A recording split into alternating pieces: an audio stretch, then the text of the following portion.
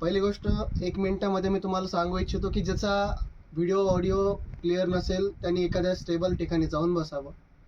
दुसरी गोष्ट, तुमच्याकडे जे बुक असेल, नोटबुक असेल ते सोबत ठेवावं जेणेकरून तुम्हाला ते कम्फर्टेबल असेल.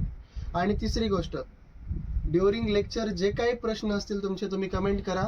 आणि दुसरी गोष्ट, टू द पॉईंट, ज्या गोष्टी सुरू आहेत त्या वेळेच्या वेळीच कनेक्ट राहा. बरोबर? चला, तर आपण विचार करत होतो की सायन्स म्हणजे काय. सो हिंदी वाल्यांसाठी पण हम हिंदी में भी कंटिन्यू कर रहे हैं. इंग्लिश, हिंदी, मराठी तीनों लैंग्वेज में हमारा कंटिन्यू हो रहा है. So we are asking about what is science. Basically science means in our living world everything is possible or everything is happening. The processes, all the processes like living organisms, or in that organisms there are separate types. Means when we are studying, we are going to study, there is a classification and adaptation in first topic. आप जा सकते हो पहले topic पे और आप उसका नाम देखिए, living word, adaptation end classification. तो ये नाम देखने के बाद आपको क्या नजर में आता है की 3 कीवर्ड आपको नजर में आने चाहिए. 3 शब्द आपल्याला लक्षात आले पाहिजे. 3 कुठले? पहिला लिव्हिंग वर्ड, दुसरा म्हणजे ॲडॅप्टेशन आणि तिसरं म्हणजे आपलं क्लासिफिकेशन. बरोबर? सगळ्यात महत्वाची गोष्ट काय असते, आपण जो टॉपिक सुरू केला पाहिजे त्या टॉपिकचा अर्थ कळाला तर अर्ध आपण तिथं जिंकलेला असतो. अगर हमें ये टॉपिक का नाम, इसका मीनिंग बेसिकली पता चल गया, so we have done it 50%. So our theme is the living word, adaptation and classification. So friends, what is living word? Living word means इस दुनिया में हम जी रहे हैं. इमेजिन कीजिए, हम दुनिया मतलब क्या है हमारे लिए, एक राउंड शेप, और जो हम कह सकते कि जो हमारे टेबल पे रहता है और जो हम क्लास में देखते हैं, यूट्यूब वीडियो पे हम देख सकते हैं, जो वर्ड राउंड कलर्ड, और किसी को हम चार्ट में देखते हैं. डिफरेंट टाइप्स के हमारे पास जो कॉन्टिनेंट्स है, उस कॉन्टिनेंट्स में डिफरेंट काइंड के कंट्रीज है, डिफरेंट कंट्रीज. और डिफरेंट कंट्रीज में डिफरेंट स्टेट्स के बाद डिस्ट्रिक्ट के बाद शहर, हमारा जो है छोटा तालुक बोलते हैं, हमारा village, till they our home. उस सभी में जब हम देखते हैं क्या नजर आता है हमें, जो लिविंग वर्ड है उसमें फर्स्टली हम खुद ह्यूमन बींग्स. सेकेंडली हम क्या देखते हैं कि 70 और 72% हमारे वर्ड पे जो ब्लू कलर का जो रहता है वो क्या रहता है? वाटर. वाटर में भी बहुत से एनिमल्स हम देखते हैं, माइक्रो ऑर्गेनिज्म सब देख सकते हैं. जब हम ह्यूमन बींग की बात करते हैं कि जब हम रहते हैं घर में, तो घर में हम हमारे पेट्स रहते हैं, मतलब वो क्या है, डॉग्स, कैट्स. बराबर? तो ये सब किस में आते हैं फ्रेंड्स? लिविंग थिंग्स में. सो हम क्या स्टडी करने वाले हैं? जो लिविंग है, मतलब we are going to study the living character. Means the characteristics of the living things. Basic first, living thing can breathe और रेस्पायर. हम इनहेल करते हैं, एक्सहेल करते हैं. क्या इनहेल करते हैं और क्या एक्सहेल करते हैं फ्रेंड्स? हम इनहेल करते हैं व्हाट मीन्स उसका मॉलिक्यूलर फॉर्मूला क्या है? O2. And what do we exhale? Exhale करते हैं कार्बन डाइऑक्साइड, उसका मॉलिक्यूलर फॉर्मूला है CO2. ओके, ये हो गया कंपाउंड्स के बारे में. मतलब फर्स्ट क्या है, लिविंग थिंग का जो कैरेक्टर है वो इनहेल एक्सहेल करता है, मीन्स वो ब्रीथ करता है, वो सांस ले सकता है, ब्रीदिंग कर सकता है. सेकंड क्या है, वो ग्रो कर सकता है, उसकी हाइट बढ़ती है. मतलब अगर इंसान है तो उसकी हाइट बढ़ेगी, अगर छोटा सा प्राणी है, कैट है, डॉग है, तो उनकी भी अकॉर्डिंगली थोड़े दिन में हाइट बढ़ती जाती है, साइज बढ़ती जाती है. एग्जाम्पल एलिफेंट है. और शायद हमारा पेट ले लो, जब वो छोटा होता है, वो अप्रॉक्सिमेटली 2-3 मंथ्स, 2-3 महिन्याचं आपल्याकडे छोटंसं कुत्र्याचं पिलू आलं समजा, 7-8 महिने विचार करा, त्याची उंची एवढी वाढलेली असते आणि 7-8 महिने किंवा 1 वर्षानंतर त्याची उंची थांबते. वैसा ही हमारा रहता है, हम 18-20 साल तक हमारी हाइट बढ़ती रहती है, 10th 12th तक, और उसके बाद हमारी हाइट स्टॉप हो जाती है। मतलब क्या, ये प्रोसेसेस जो हम में होते हैं वो कैरेक्टर किसका है? लिविंग थिंग का। Second character. थर्ड क्या है? वो मल्टीपल हो सकते हैं, मतलब क्या, वो रिप्रोड्यूस हो सकते हैं। Okay. Fourth character human being का क्या हो सकता है? वो एक्सक्रीट करते हैं, वो डिफरेंट काइंड की प्रोसेस में चलती रहती है। सो ये सब कैरेक्टर मिलके क्या होता है? वो कैरेक्टर किसका होता है? लिविंग थिंग्स का होता है। ओके। उसके बाद हम सेकंड कंपोनेंट की बात करने वाले हैं, क्लासिफिकेशन।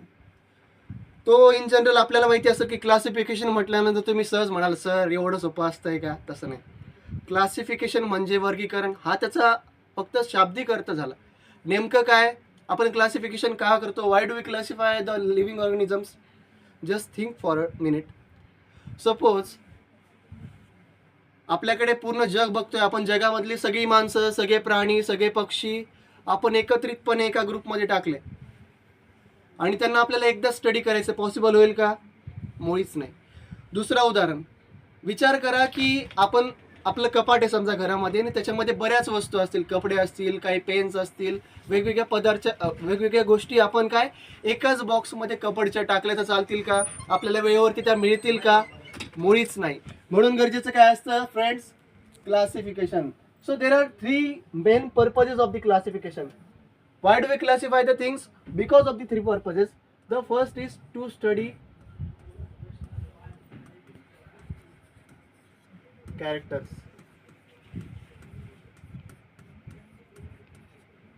हम उनके कैरेक्टर की तरफ से, जो कैरेक्टर उनके रहते हैं, वेरिएशन उनके रहते हैं, उनके हिसाब से हम उनको क्या करते हैं? क्लासीफाई.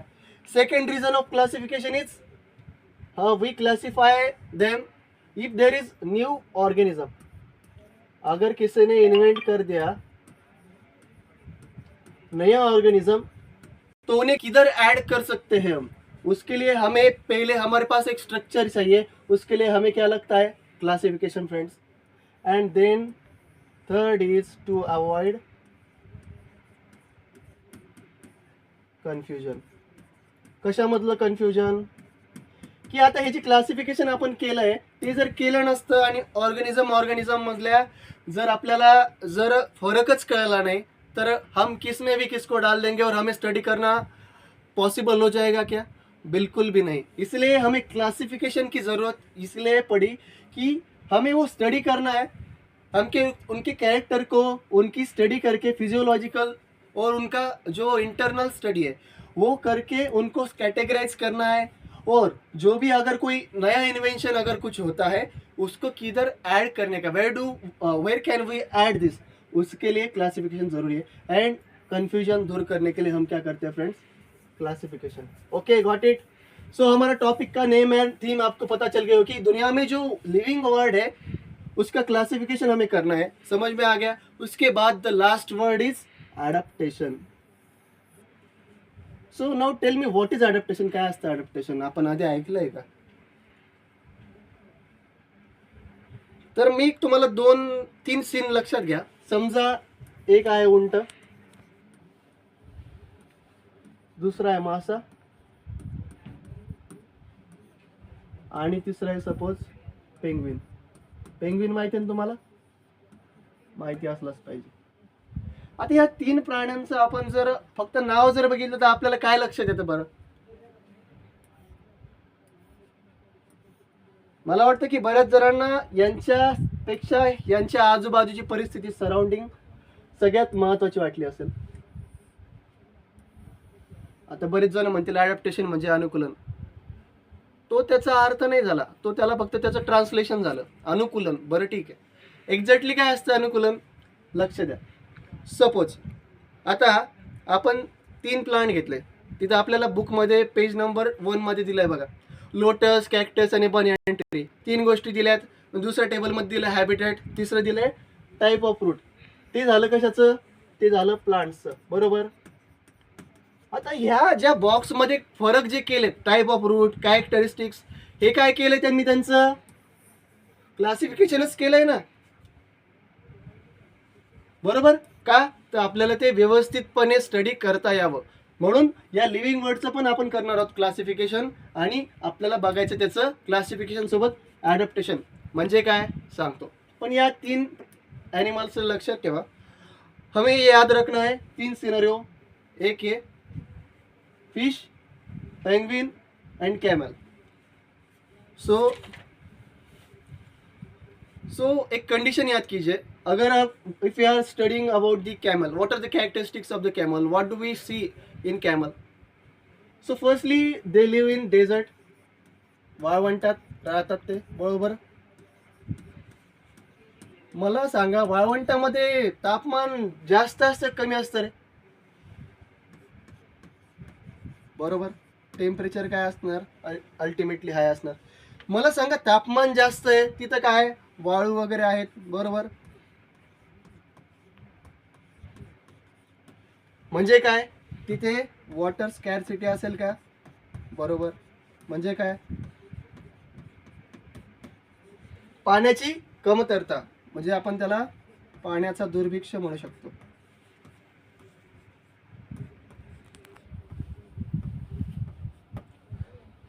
ही झाली जिथं उंट राहतो त्याची आजूबाजूची परिस्थिती, बरोबर. मला सांगा, उंटाने आजूबाजूच्या परिस्थितीमध्ये, आता तुमच्या लक्षात आली असेल, आपको पता है कि जो कैमल है उसकी सराउंडिंग में क्या कंडीशन रहती है. But just tell me if आपने सुना होगा क्या फनी फैक्ट्स और क्या फैक्ट अबाउट द कैमल आपको पता है, वो वाटर स्टोर कितने दिन तक कर सकता है. क्या आपने ये सुना है कि कैमल 15-15 दिन तक पानी नहीं पीते. जरूर सुना होगा. क्या आपने सुना है कि कैमल को ज़्यादा गर्मी लगती नहीं. क्या आपने सुना है जो रेगिस्तान है वहाँ पे सिर्फ एक ही एनिमल ज़्यादातर चल सकता है और वो है कैमल. का असं होतं आहे की कॅमलने स्वतःमध्ये केलेले ॲडॅप्टेशन म्हणजे अनुकूलन म्हणजे काय. तर आता मुद्द्यावरती आपण आलोत मित्रांनो, की एखाद्या प्राण्याने त्याच्या आजूबाजूच्या परिस्थितीला सामावून घेण्यासाठी त्याच्या शरीरात केलेले बदल म्हणजे काय, ॲडॅप्टेशन. पुन्हा एकदा रिपीट. एखाद्या प्राण्याने त्याच्या आजूबाजूच्या, म्हणजे लिव्हिंग ऑर्गॅनिझम कुठला पण, आजूबाजूच्या परिस्थितीमध्ये राहण्यासाठी शरीरामधील केलेले बदल म्हणजे काय, ॲडॅप्टेशन. उदाहरण, उंटाला हंप असतो माहिती आहे तुम्हाला, त्या खांदा उंच असतो त्याच्यामध्ये. दुसरी गोष्ट, उंटाच्या पोटामध्ये आपण म्हणतो की फार मोठं फॅट असतंय, काय स्टोअर करायला, H2O. H2O काय असतं रे, वॉटर, बरोबर. दुसरी गोष्ट, त्याचे लॉंग पाय असतात, त्याचे पाय लंबे असतात. कशाला असतात, उड्या मारायला, बिलकुल. तर त्या परिस्थितीमध्ये त्याला चालणं सोपं व्हावं. ते वाळूमध्ये खचतात पाय, पण त्याचं पाय मोठे असल्यामुळे त्याला काय होतं, सोपं पडतंय. म्हणजे काय, आजूबाजूच्या परिस्थितीमध्ये राहण्यासाठी त्यांनी स्वतःला काय केलंय, ॲडॅप्ट केलंय. उसने उसको ॲडॅप्ट कर लिया है. This is the adaptation. Second example, fish और penguin. For suppose when we are considering fish, so it lives in aquatic condition. What? Just a minute. Okay. Aquatic. पाण्यात तो राहतो, बरोबर. पाण्यात राहतो. मला सांगा, आता हे उंटाला पाण्याची कमतरता होती, याला पाण्याची कमतरता असणार आहे का. मग याला उंटासारखं पाणी स्टोरेजसाठी गरज आहे का, नाही. निसर्गामध्ये बी असंच असतं की जिथे गरज आहे तिथेच तो ॲडॅप्टेशन करत असतो. याला पाणी स्टोअर करण्याची गरज आहे का, नाही. पण याला काय दिलंय, याला पंख दिले, त्याची टेल दिली आहे. काय दिली आहे, कशासाठी, त्याला त्याचे पंख दिलेत. काय दिले, छोटे छोटे फिदर्स टू स्विम, बरोबर. बरं मला सांगा, मासा ब्रीदिंग कसं करतो रे, हाऊ डू फिश ब्रीथ. आलं लक्षात. त्याचे पंख जिथे असतात त्याच्या बाजूला एक छोटे छोटे, आपण त्याचे कल्ले ज्याला म्हणतो बघा. सपोज करा की ही फिश आहे आपली, नसली तरी हो म्हणा बरं का, पण ती दिसतेच आहे. त्यानंतर त्याला तिथे छोटे छोटे पंख असे असतात, बरोबर. त्याच्या इथे कल्ले ज्याला म्हणतो ना आपण, तिथनं थोडी जागा असते, उसमें से वो क्या करते हैं, ब्रीथ कर सकते हैं. दूसरा एग्जाम्पल हम ले सकते. तीसरा एग्जाम्पल इसका ही फ्रॉग, बेडूक ज्याला म्हणतो आपण.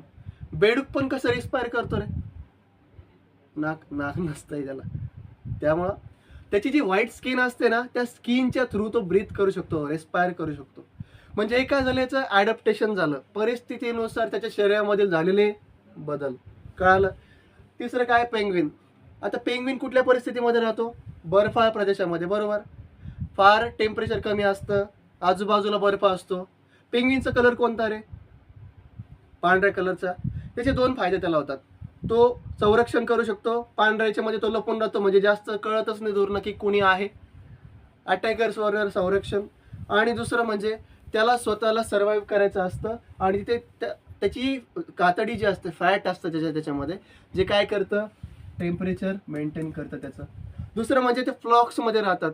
कशामध्ये राहतात, ते काय जास्त संख्येने राहतात, कळपात राहतात, आपण बघतो ना. आणि कळपामध्ये राहतातच, परंतु ते जवळजवळ राहतात, चिटकून चिटकून. का, तर टेम्परेचर मेंटेन राहावं. का, त्याला गरज आहे. म्हणजे आजूबाजूच्या परिस्थितीनुसार त्या प्राण्यामधील शरीरातील जे बदल झालेत, त्या बदलला आपण म्हणायचं adaptation. Got it. Adaptation is according to the surrounding, the changes in the body of the animal, we call it as a adaptation. Got it. कळालं. त्यानंतर आता आपण स्टडी, आता तुम्हाला कळालं आपल्याला स्टडी काय करायचं, कसं करायचं. आता टू द पॉईंट आपण करूयात. आता याच्यामध्ये तुम्हाला ना शॉर्टमध्ये सांगतो मी की पहिलं आपल्याला स्टडी कसं करायचं आहे, डेझर्ट प्लांटचं, वाळवंटातील प्लांट्स. आता ॲनिमल बघितलं आपण वाळवंटातलं, बरोबर. आता प्लांट बघू. त्यानंतर काय असतोय, स्नोवी रिजन मधलं ॲडॅप्टेशन, म्हणजे काय, बर्फाळ प्रदेशामधलं. त्यानंतर तिसरं काय आहे, फॉरेस्ट रिजन मधलं. फॉरेस्ट म्हणजे वनामधलं, जंगलामधलं. त्यानंतर काय, ग्रासलँड, गवताळ प्रदेश, ग्रासलँड.